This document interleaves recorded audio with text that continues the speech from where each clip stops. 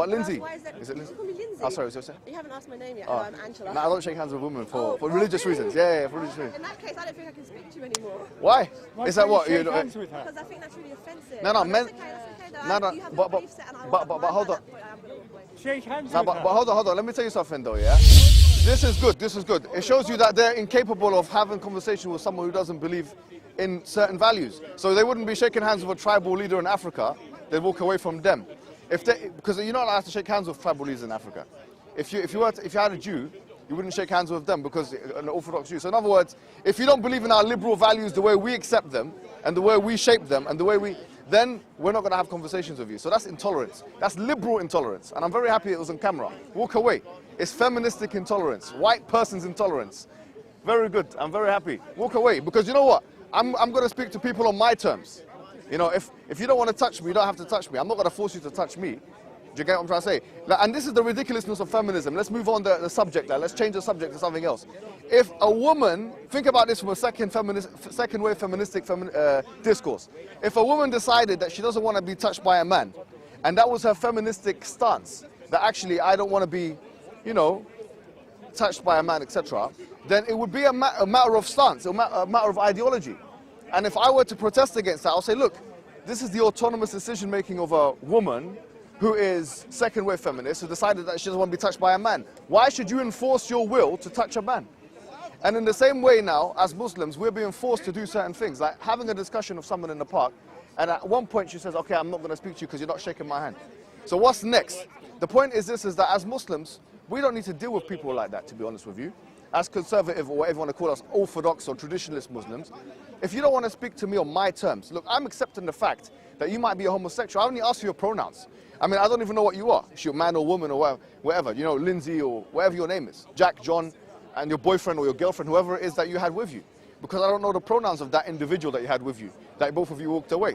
But for me, say for example, I'm not in favor of transgenderism as a stance, that you can actually change your biological sex from man to woman. I'm happy to have a conversation with someone who identifies themselves as a woman, even though they're biologically born as a man. Why? Because this is meant to be a free discussion with people that believe in different things. You can't handle it when someone doesn't want to shake your hand or touch your body, or doesn't want you to touch their hand or shake their body. What's wrong with you? You know, at the end of the day, this is liberal, the muscular liberalism that David Cameron was talking about, which in fact is an impingement of traditionalist rights. We as Muslims have to stand here and say, you know what, if you don't want to talk to us on that basis, then we don't need to talk to you anyway. Because as Muslims, we have our own standards. And our own standards are based on Quran, Sunnah. If you can't accept that, if liberalism can't, and its permutations, feministic, liberalistic permutations, can't tolerate anything other than itself. Listen carefully. If liberalism and its feministic permutations cannot tolerate anything other than itself, I say to you, then what kind of liberalism is that? You don't even understand this ideology that you claim to believe in. If you're a free-willed, someone who believes in free will, as her point was, and liberalism, then really, why should you force me to touch you? Why should you force me to touch you? This whole thing of, and it's been part of the discourse nowadays, shake my hand or else. What? I'm a traditionalist Muslim. I might decide not to shake your hand. What, am I forced now to do something outside of my will? Because that becomes a kind of totalitarian system. You got to do this and you got to do that. All right, let's go to the synagogues and force the men and women to be together. Let's go to the synagogues and get the Orthodox Jews and get them to shake your hand. Same thing. Let's go to, and that's why we don't see them. We don't see those kinds of discourses with Jews. It's very unfair. When you look at, actually, I was looking recently on a Daily Mail newspaper, and they were showcasing the marriage between Jewish Orthodox people, and in that marriage, there was a separation between men and women. A full separation between men and women. Now think of this. Instead of criticizing, as they have with the Muslim community, the act of separating men and women, what they instead decided to do was, in a sense, talk about the interesting nature of that, without a negative undertone or subtext. So what I'm trying to say is that how comes you have this way of dealing with the Jewish community, but when it comes to the Muslim community, you're starting to do this. Now look, what I'm saying is that as Muslims, if you can't handle having people that believe in different things in your community, then you can't handle your own ideology. It's not even about us anymore. You don't even abide by the principles you set for yourselves. And so we have to retune the narratives. I think that nowadays there's a white person getting too rowdy like that. So to be honest, that's what it is. The white man thinks he's better than me. I see that white girl thought she was better than me. I'm not going to talk to you. Get out of here. I don't want to talk to you or your boyfriend there or girlfriend, to be honest with you. I don't know what she is or he is or it is that you had there with you next to you. And I don't want to talk to any white man thinking they're better than me. Come on equal terms, you understand? Just because I'm brown and believe in something different. Don't try and colonialize me. I'm not your little slave and you're my master. We're past those days, my man. Bring your qualifications, I'll bring mine. I'm probably more qualified than you. Yeah, let's do an IQ test. The one that this racist Ralph was, I'll probably get higher than you. Don't try it. Don't try it. This is the message to the white colonialists, neoliberal orientalists. Don't try it with us no more. Because as Muslims, we're not going to have it anymore. And not only as Muslims, as ethnics in this country. If you can't handle the fact that we have baggage from other countries, you shouldn't have called us after the Second World War and your infrastructure was banged up. And you needed some blue-collar workers to fix up the country. Because we are the outgrowth of that. We are the children of those immigrants that you called over. If you don't really like it, that you have brown people with different beliefs in your country, then your forefathers are the ones who called us here. If you don't really like it that you have Muslims in this country, don't call yourselves liberal no more. Just move to an authoritarian style government. We got no time for you. Yeah? At the end of the day, your liberalism means nothing to us. And that's why I say that the white colonial overlord narrative is bankrupt now. We don't need it no more. A woman walking away because I don't want to shake her hand. What's next? What, you want me to lick something? Or kiss something? What? What, seriously? Oh, maybe 3 years from now, a woman's going to do this and show me her breast and say, look, this is the white man's way of greeting. Can you touch my breast? I say, look, man, I'm not really into touching breasts of other women. I say, but this is how we do things in our country. No, seriously. I say, okay, well, touch the breast. I say, look, man, I'm not going to touch your breast. I said, no, touch these, both.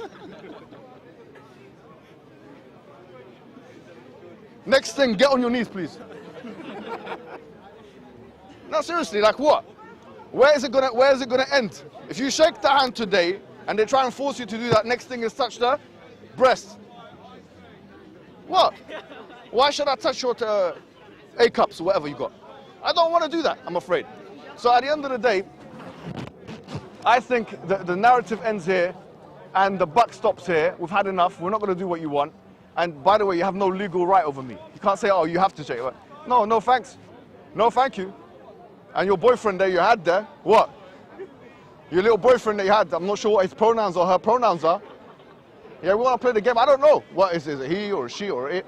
I don't know. What, should I shake his hand as well? I don't even know if he's a man or a woman. So next time, don't try it. Okay, next time, don't try it. And the neo-colonial narrative ends here. So as Muslims, we have to, we start growing the confidence again. Walking away because I want to shake your hand. Get out of here. Imagine you were an employer. Think of this. Imagine that girl was an employer of some employees. Think of that for a second. Imagine that girl, if I was a Muslim trying to look for a job. And by the way, this happened to me. Yeah? And I'll tell you some secrets, by the way. I'm going to tell you some secrets. I was looking for a job as a young man. I knew that the first thing the white woman does is what? Bring her hand out. Shake my hand. What? We don't believe in... There are some interpretations of it, but I think the traditionalists understand. Take my hand, I can't shake the hand. I know already I've got the qualifications, I got the grades, I got, whatever, but because I didn't shake her hand, what's going to happen? I'm not going to get the job. So, I'll tell you a secret I haven't told anyone before. Let me tell you a secret. What's your name, brother? Abdul Qadir. Let me tell Abdul Qadir a secret right now. Yeah? At one point, I was looking for a job. Going to one place, another place, and they all kept putting up their hands, and I was like, I can't do it, yeah? So what I decided to do was this. I went to I'm not going to mention what job it was, yeah? I went to the interview. And I wore some funky clothes. Not like what you're wearing.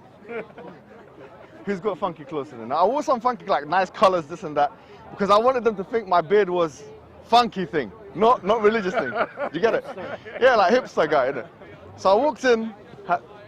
This is what we have to do. What we have to do in the Muslim, what traditionalist Muslims have to do to get a job nowadays. Imagine I want you to put this question in mind. Imagine she was an employer. Yeah, imagine what kind of discrimination I would face if I was trying to get a job and she was my boss. Think about that. She walked away. By walking away, she's just humiliated herself in the worst way possible, yeah? And she's just put herself as a case study for hundreds, tens of thousands of people to see. Just imagine this. She did, I'm not going to talk to you. All right, cool. That's your stance, which means you can't tolerate certain traditional Muslim views or Jewish views or Christian views or whatever it may be. What I did was, I came into the interview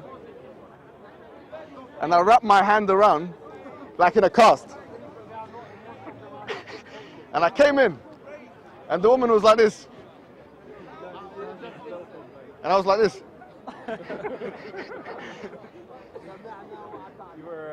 Now I had the cast on.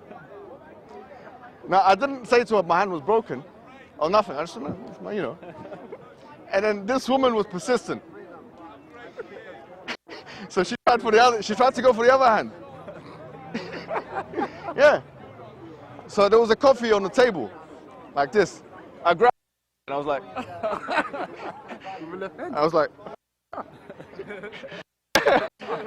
and I saw her coming closer, I just went like this. Good luck. And I started talking to her nicely. At the end of the day, I got the job for that particular work. You want a coffee, by the way? No, actually, no, I'm done. No, I'll get you a coffee, no problem. But no, it's okay. No problem. Okay, no problem.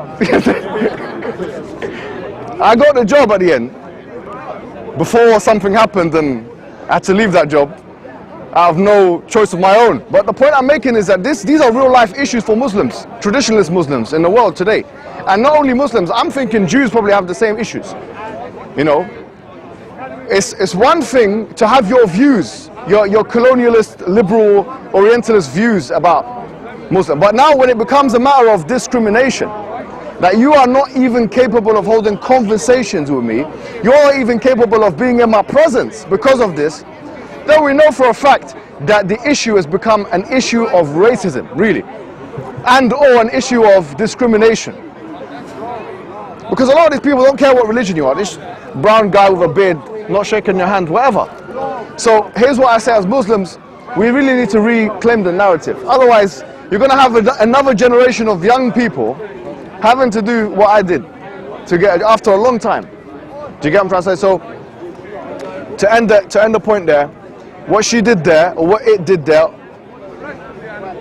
I don't know what the pronouns were, what that individual did was a case study of someone who is intolerant and cannot hold down a conversation. And had that person been in another context, that would have been detrimental to someone's livelihood, to someone's bread-winning ability, and so on and so forth. So think about that, inshallah, and we've got to ruin the narrative.